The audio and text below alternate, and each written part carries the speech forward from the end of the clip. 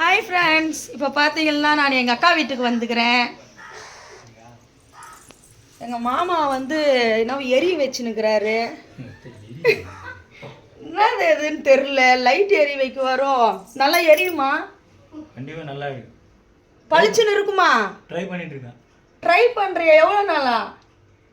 இப்போ ஒரு ½ an hour தான். டக்குன்னு ட்ரை பண்ணிட்டு வா. அக்கா வீட்டுக்கு வந்துட்டேன் ஃப்ரெண்ட்ஸ். அது எங்கள் மாமா என்னவோ வந்து ரெடி பண்ணின்னுக்கிறாரு. நைட்டில் போடுறது லைட். அது அக்கா பார்த்தீங்கன்னா கிச்சனில் வந்து ஒர்க்காக இருக்கிறாங்க.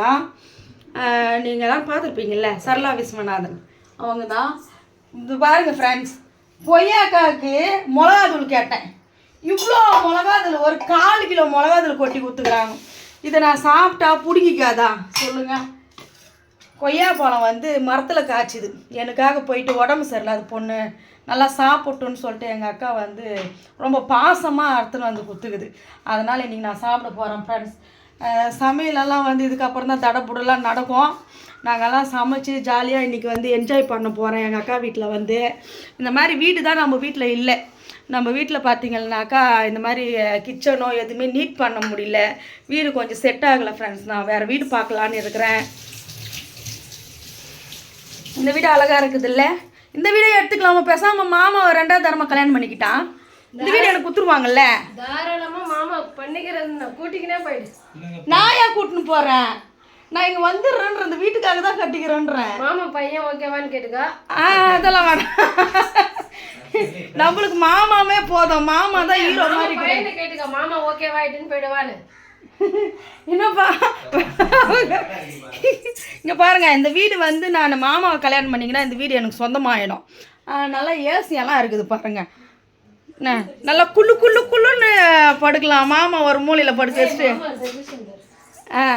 இது பார்த்தீங்கன்னா இந்த ஃபிஷ் டேங்க் இருக்குது பார்த்தீங்களா?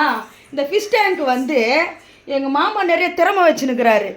அவருக்குள்ளே நிறைய திறமை உள்ளே ஒளிஞ்சுனுக்குது. பேண்ட்டை கழட்டினாரே திறமை வெளியே வந்துடும்.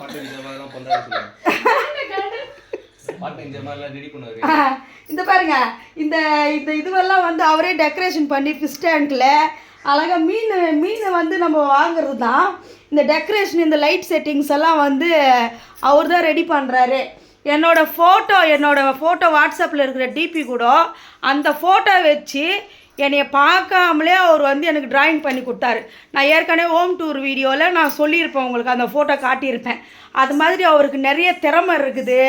இந்த பார்ட் டைம் ஜாப் இதெல்லாம். உங்கள் வீட்டில் டிவி, மிக்சி, ஃபேனு அந்த மாதிரி எதுனா ஓடாத பீஸாக இருந்துச்சுன்னா இங்கே எத்தனை வந்து கொடுங்க. இவர் வந்து உடனே ரெடி பண்ணி கொடுத்துருவார். இவர்கிட்ட வந்தால் எல்லாம் வேலை செய்யும். அதனால் வந்து ஃப்ரெண்ட்ஸ், இவரை வந்து நல்லா பார்த்துக்குங்க.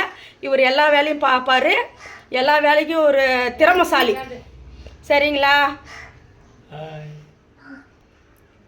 சரி, okay friends, tata, bye bye. நான் போய் கொய்யாப்பழம் சாப்பிட்றேன். பாய்.